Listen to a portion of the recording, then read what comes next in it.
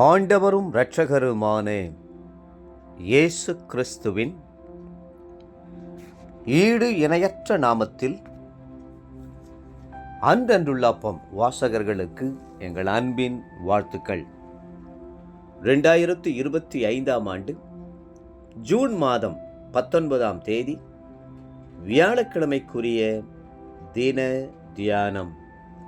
இன்றைய தலைப்பு ஆண்டு கொள்ள ஒட்டாதிரும். 19ஆம் சங்கீதம் 13ஆம் வசனம் சொல்லுகிறது, துணிகரமான பாவங்களுக்கு உமது அடியேனை விலக்கி காரும், அவைகள் என்னை ஆண்டு கொள்ள ஒட்டாதிரும். தாவீதின் உருக்கமான ஜெபங்களிலே இதுவும் ஒன்று. பாவம் ஒரு மனுஷனை ஆளுகை செய்வது ஒரு பரிதாபமான நிலைமையாகும். பாவம் செய்கிறவன் எவனும் பாவத்துக்கு அடிமையாயிருக்கிறான். யோவான் 8:34. அதே சங்கீதத்தில் பாவத்தின் வளர்ச்சியை காணலாம்.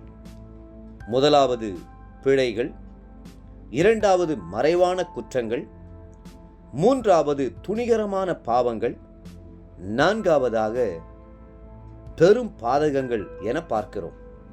19ஆம் சங்கீதம் 12-13 வசனங்கள். ஒரு முறை விழுந்து போன ஒரு தேவ மனுஷனுக்காக ஒரு சகோதரி உபவாசித்து ஜெபித்தார். அவர் ஒரு காலத்தில் பரம ஈவை ருசித்தவராயும் எழுந்து பிரகாசிக்கிறவருமாய் இருந்தவர். ஜெபித்து கொண்டிருந்த அந்த சகோதரிக்கு கர்த்தர் ஒரு தரிசனத்தை காண்பித்தார். ஒரு பெரிய வலுசர்பத்தின் வாய்க்குள்ளே அந்த ஊழியர் நின்று கொண்டிருக்கிறதையும், அந்த வாய்க்குள்ளிருந்து வலுசர்பத்திற்காக அவர் பிரசங்கிக்கிறதையும் காண்பித்தார். கர்த்தர் அந்த சகோதரியிடம் எத்தனையோ முறை அவனை உணர்த்தி எச்சரித்தேன், ஆனால் அவன் கீழ்ப்படியவில்லை. தானாகவே பாவ சந்தோஷத்திற்கு தன்னை விற்று போட்டு சர்பத்தின் வாய்க்குள்ளாக சிக்கிக்கொண்டான். இனி அவனுக்காக விண்ணப்பம் செய்யாதே என்று சொன்னார். வேதம் சொல்லுகிறது, 119ஆம் சங்கீதம் 113ஆம் வசனத்தில், உம்முடைய வார்த்தையிலே என் காலடிகளை நிலைப்படுத்தி ஒரு அநியாயமும் என்னை ஆள ஒட்டாதேயும். 19ஆம் சங்கீதம் 11ஆம் வசனம் சொல்லுகிறது, அவைகளால் உமது அடியேன் எச்சரிக்கப்படுகிறேன், அவைகளை கை கொள்ளுகிறதுனால் மிகுந்த பலனுண்டு. பாவம் ஆளுகை செய்யாமல் இருக்க வேண்டுமானால் கர்த்தருடைய வார்த்தையிலே கால்கள் நிலை பெற வேண்டும். உங்களுடைய காலடிகள் கர்த்தருடைய வார்த்தையிலும் கர்த்தருடைய கட்டளையிலும் வேத வசனங்களிலும் உறுதிப்படுவதாக.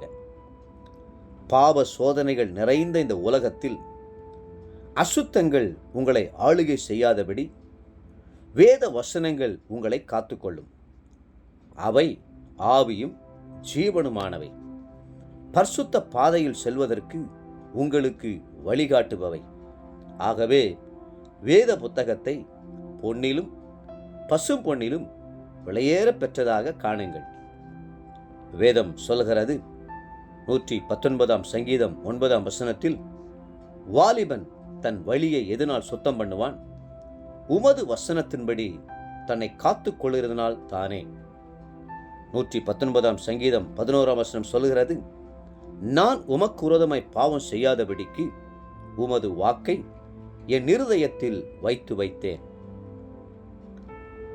ஒரு மனுஷனை ஆளுகை செய்யும்படி போராடுகிற 3 வல்லமைகள் உண்டு. அவை மாம்சத்தின் இச்சை, கண்களின் இச்சை, ஜீவனத்தின் பெருமை ஆகியவையாகும். 1 யோவான் 2:16. தேவப்பிள்ளைகளே, நீங்கள் இந்த 3 காரியங்களை விட்டு வெளியே வர வேண்டும். பாவ ஆளுகையிலிருந்து அன்பின் குமாரனுடைய ஆளுகைக்குள்ளே கடந்து வர வேண்டும்.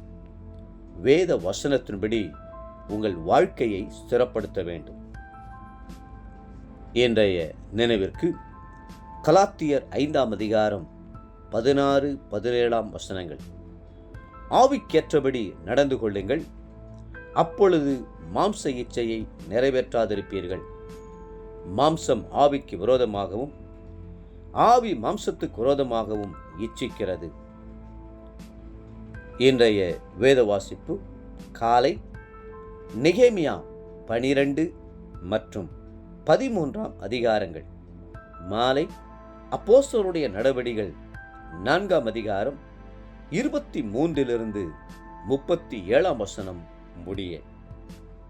அன்புக்குரிய அன்றன்றுள்ள வாசகர்களே, மீண்டும் உங்களை வாழ்த்துகிறோம். பாவம் உங்களை சேராதபடி வேத வசனத்தின்படி உங்களை காத்துக்கொள்ளுங்கள். கர்த்தர் தாமே உங்களை ஆசீர்வதித்து மென்மேலும் உயர்த்துவாராக. ஆமென்.